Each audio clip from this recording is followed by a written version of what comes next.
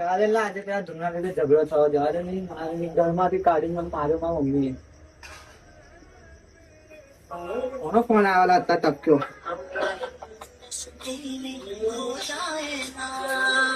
લા એનો ફોન આવો, જવા દે. હાલો, હું રે આવે છે? સારું ભાઈ આવે છે. શું ભાવ ભાવ હાલતો ના કોઈ અલા જવા દે. પેલા સચિન નો ફરવા ને એનું છે દિમાગ નહીં હાલતો. મારા મમ્મી નો ફોન આવ્યો. ભાઈ મારે જવા કઈ ચાલ્યો લા?